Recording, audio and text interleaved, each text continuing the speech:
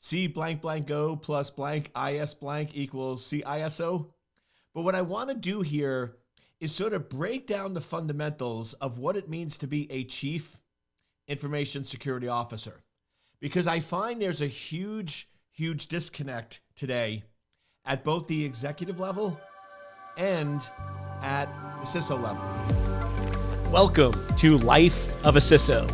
I'm Dr. Eric Cole, your host, and we'll be taking you on a journey each week on what it takes to be a CISO and what are solutions that you can implement today if you are currently a Chief Information Security Officer or if you want to be one in the future. This is Life of a CISO.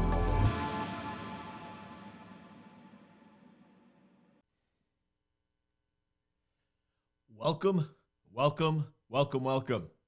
My friends, you know what time it is. It's time for Life of a CISO with yours truly, Dr. E is in the house. Now, the title of today's podcast might look a little weird. C blank blank O plus blank IS blank equals CISO. But what I want to do here is sort of break down the fundamentals of what it means to be a Chief Information Security Officer. Because I find there's a huge disconnect today at both the executive level and at the CISO level, where what the person who's playing the role of a CISO thinks their job is and what the executives think their job is. Now, first,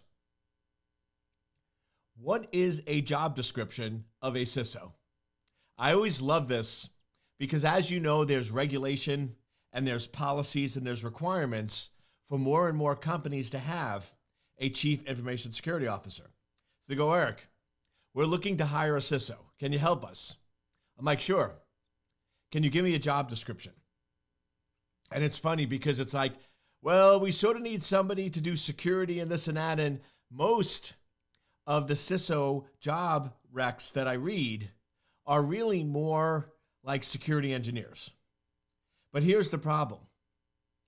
Executives don't like security engineers as a CISO because they can't talk to them, they can't understand them, and they can't communicate with them. So we sort of have this fundamental problem where companies are saying we need a CISO, but all they're really doing is anointing a security engineer as a CISO, and they really don't have a CISO.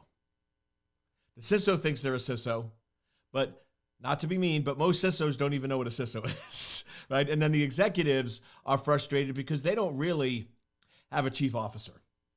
They just have a security engineer with the title.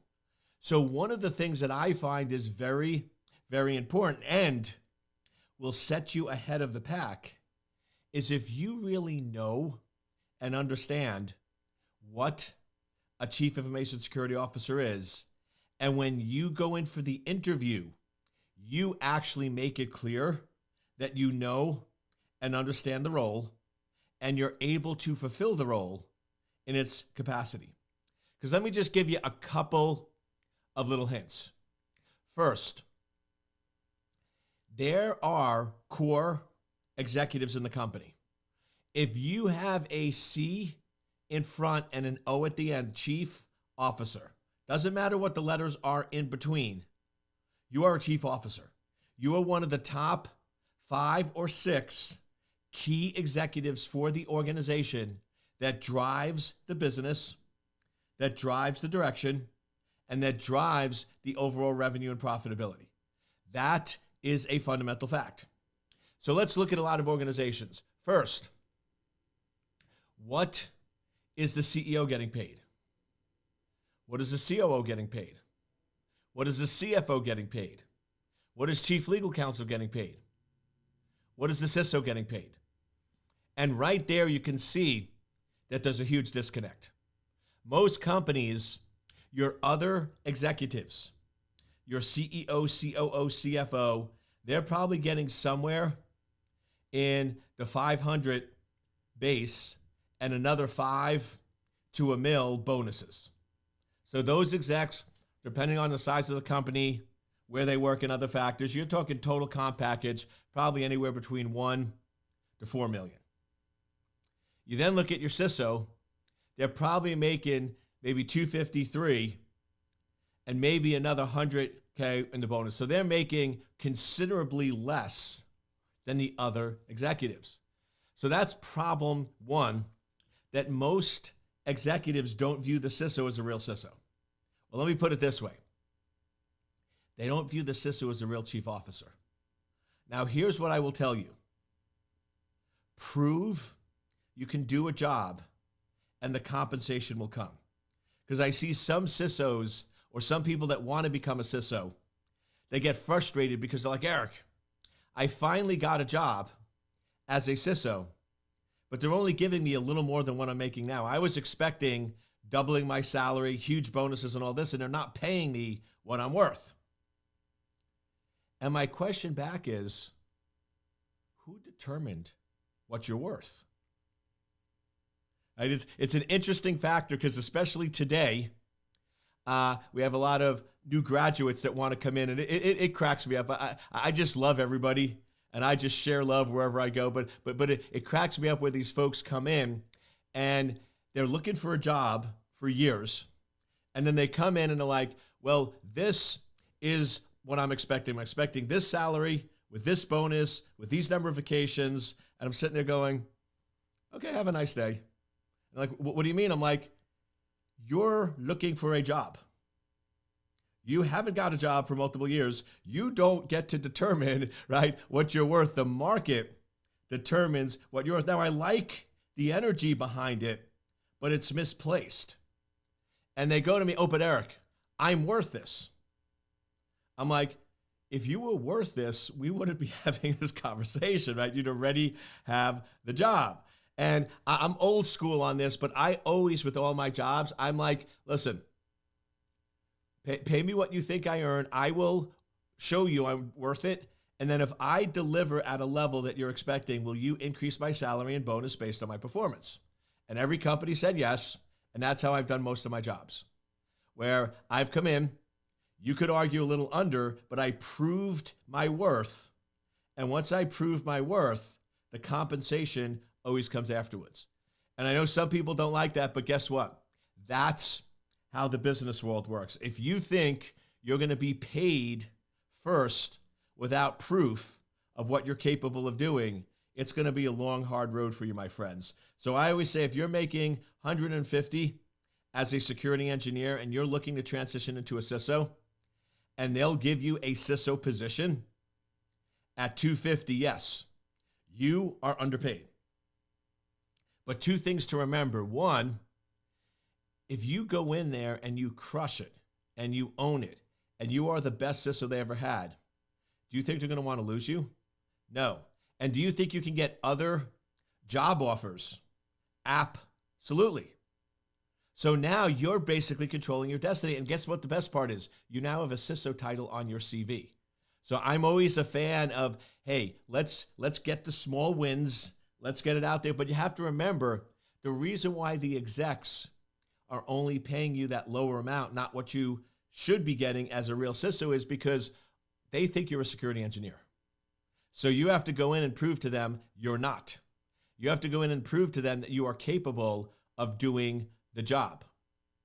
So be open if you're first-time CISO, recognizing that there's a lot of bad blood in the water with CISOs and executives. A lot of executives get very frustrated with CISOs, and a lot of executives really give a CISO because they need it on the org chart for regulations, but they don't really treat or act like a CISO. I'll give you another example. Where do all the execs sit? In most companies, there's corporate headquarters where there's an executive wing, where there's a CEO, COO, CFO, chief legal counsel, and maybe one or two other people. And what's always blatantly missing is, where is the CISO? I always ask that. Oh, the CISO, they're sitting down with the engineers. They're sitting down with the security team. They're sitting down with IT. Clearly based on that, they don't see you as an equal. And then third, how often do the core executives meet? How often do all the COs meet? Probably pretty often. How often is the CISO invited to the meeting? Very rarely. So I'm just letting you know that to be a very good CISO, you have a role to educate the executives and to show up differently than any other CISO they've ever seen. Because most executives I talk to essentially have given up on the CISO role. They basically said, we are not going to find a chief officer that really understands cybersecurity. We're not going to find somebody who's focused on growing, expanding the business, the health of the business, and the overall success of the business that has a focus on cybersecurity, which is not able to find it. So we'll just check a box. We'll give somebody the CISO title, and we'll basically just let them be a glorified security engineer, and we'll just do our thing. Once in a while, we'll have them brief the board. That'll be a good time for us to check up on email and text messages because we don't understand what they're saying, and then we'll just go on our way. Not effective, broken model. Broken model. And this, my friends, is the reason why we continue to see the breaches that we're seeing, why we continue to see the problems that we're seeing. This is the reason why the media doesn't cover security breaches anymore. Have you noticed that? When was the last time the media really went all in on a security breach? It was basically with Colonial Pipeline. That's almost 3 years ago. I can't remember when, maybe in passing, maybe they'll briefly mention for 5 minutes and you'll never hear about it again, but them spending a significant portion or multiple shows on a major security breach isn't happening. And it's not because security breaches aren't happening. They are happening all the time.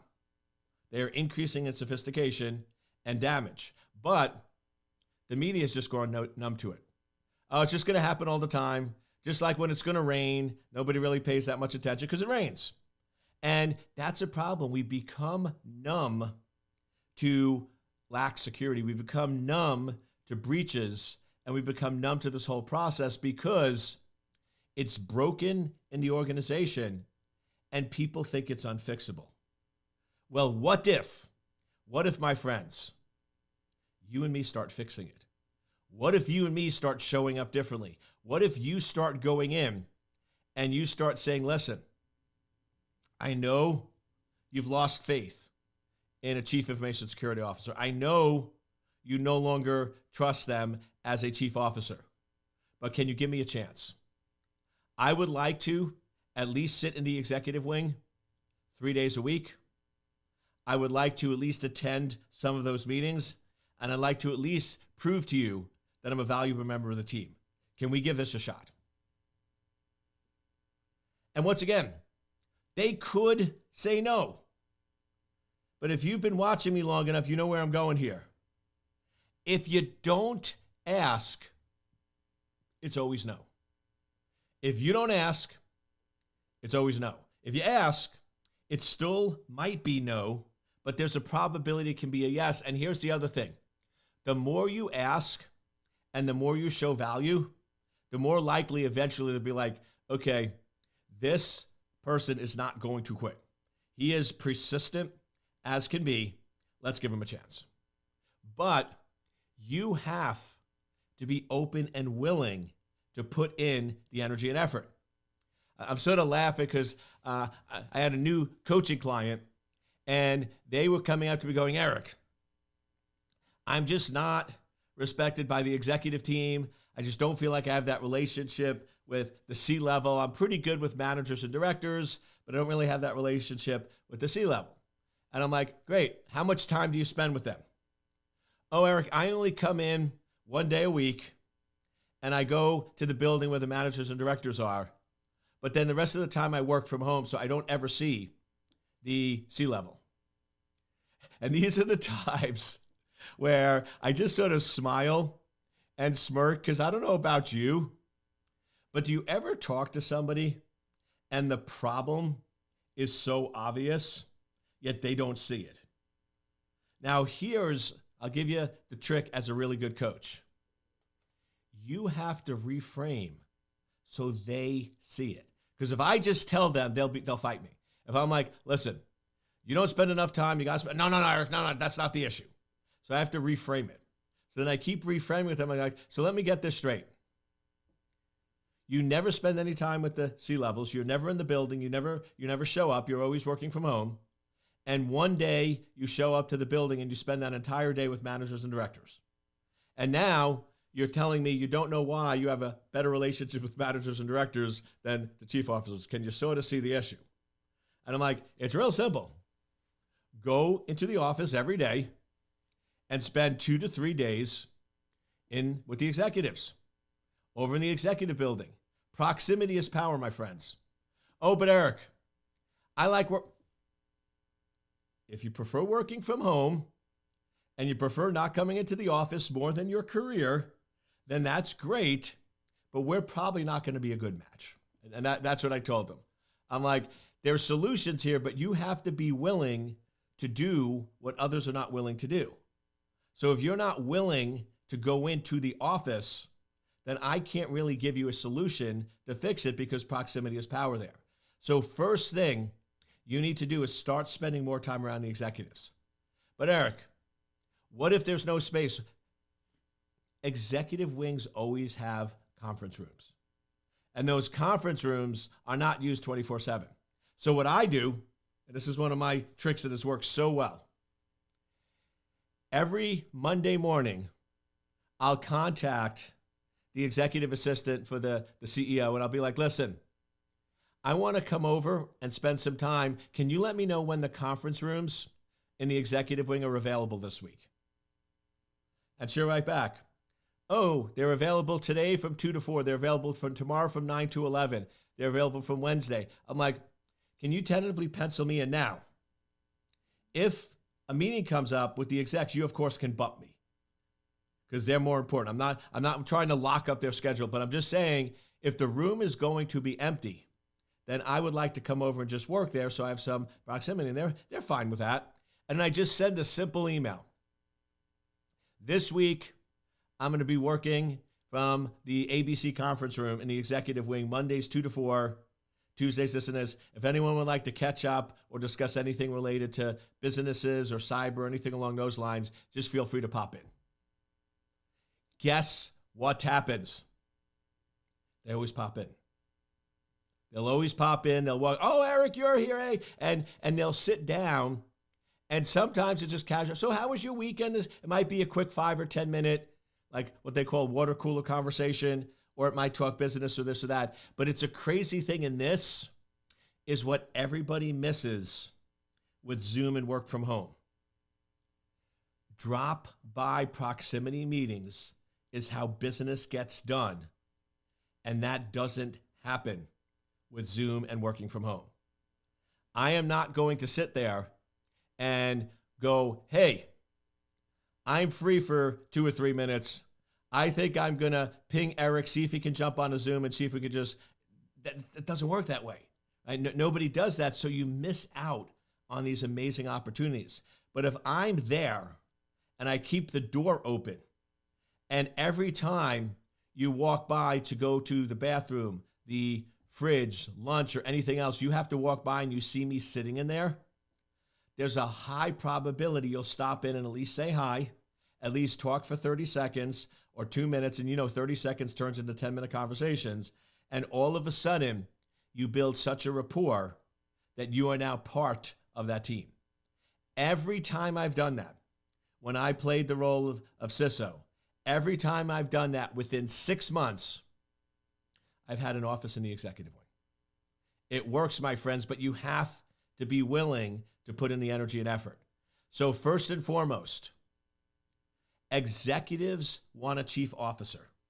They want somebody who understands business. They want somebody who understands profit and revenue and margins and competition and risk, not cyber risk, but overall business risk. So question, how good are your business skills? I'm not saying can you create one, can you check one, can you validate one, but can you read a balance sheet? If somebody gave you financial statements, would you be able to go in and see what the overall profitability of the company is, where the majority of profits coming from, where the majority of losses is coming from, and identify and track that back to product lines. Because that's what they want in a CISO.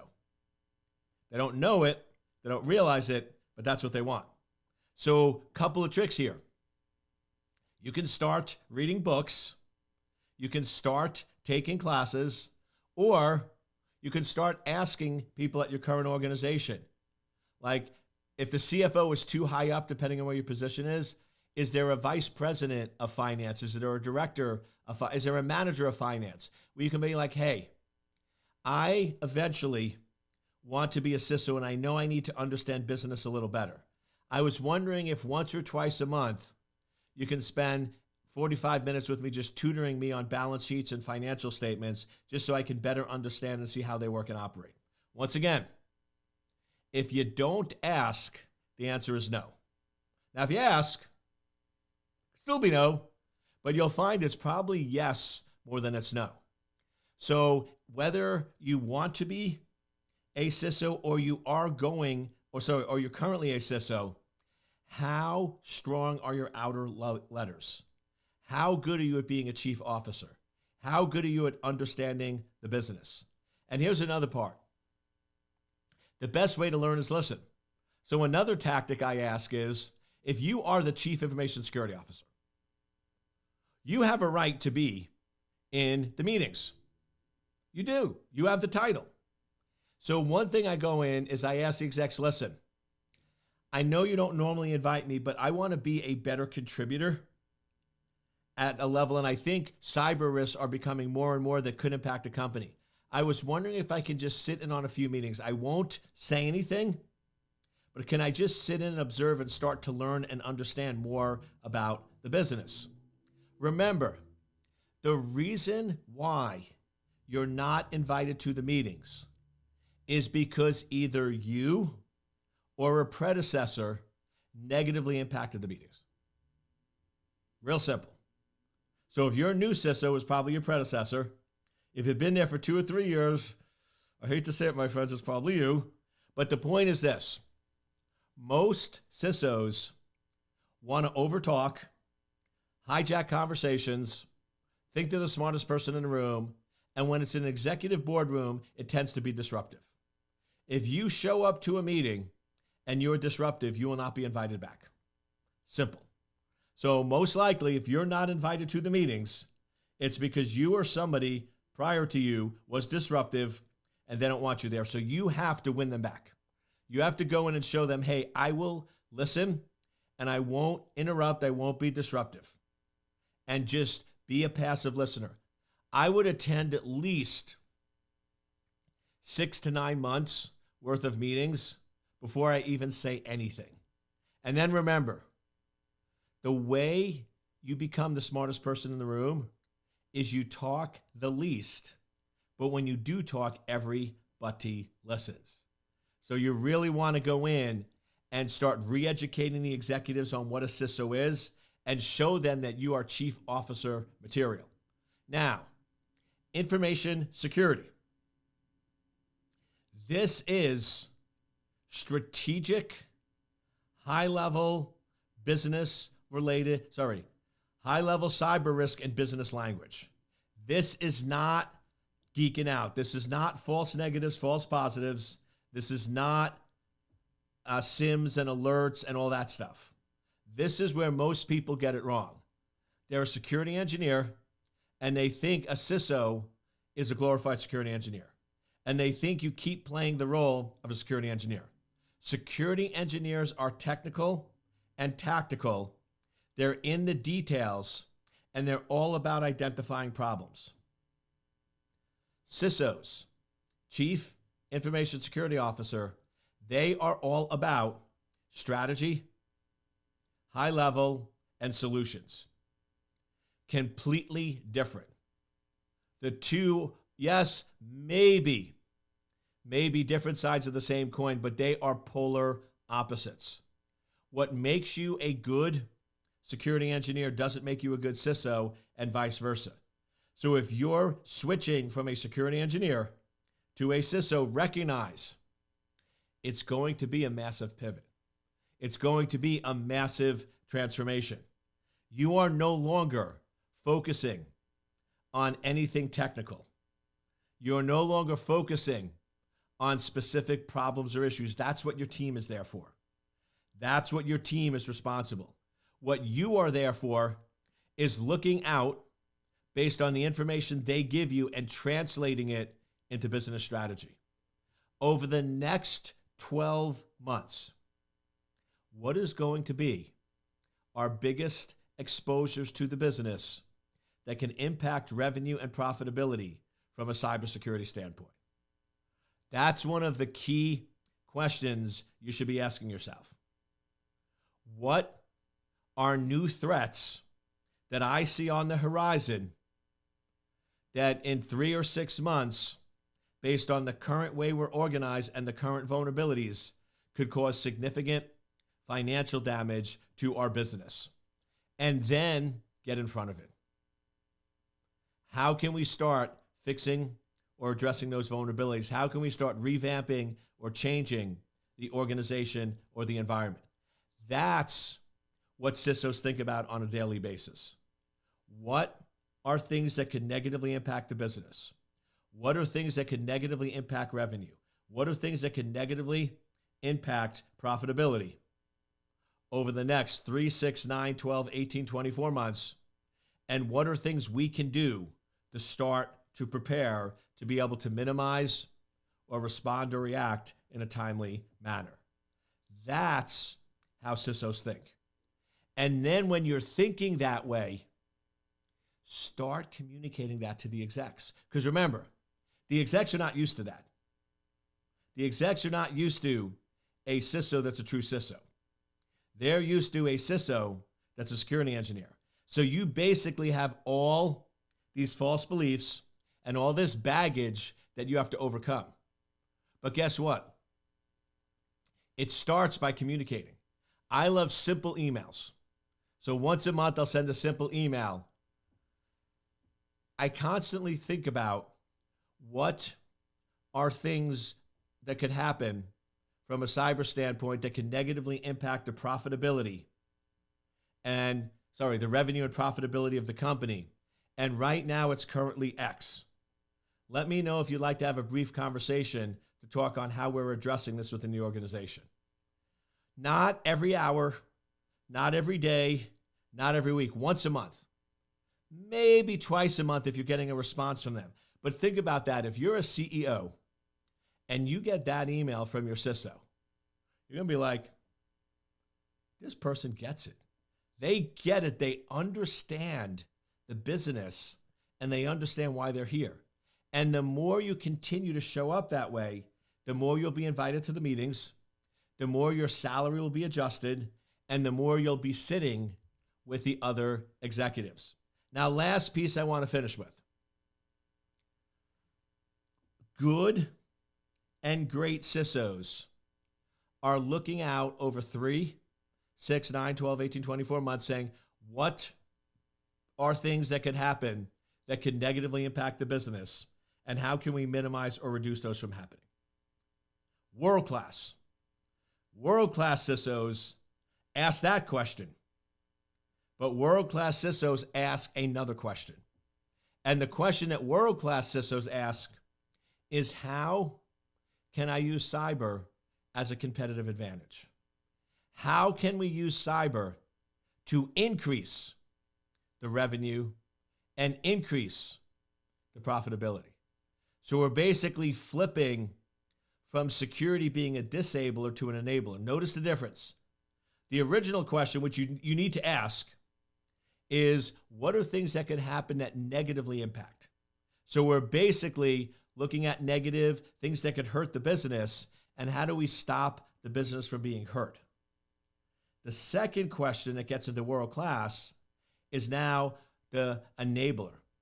How do we actually use security to make money? How do we use security to help the business grow quicker and faster than it's ever grown? How do we use security as a competitive advantage? So world-class CISOs ask both questions. They're constantly looking at what could, potentially happen. And they're also looking at how they can use cyber as a business enabler. So remember, it's your job to re-educate. It's your job to cause a paradigm shift. It's your job to go in and prove to the executives you are not like old CISOs. You are not a security engineer. You're here to play. You are a chief officer. You're an information security at a strategic problem-solving level, and you are the CISO they're looking for. But it's going to require education. It's going to require time. It's going to require you doing the things we went over in this podcast to prove to them that you really are who you say you are. Hope you have an amazing week. Hope you're having an amazing year.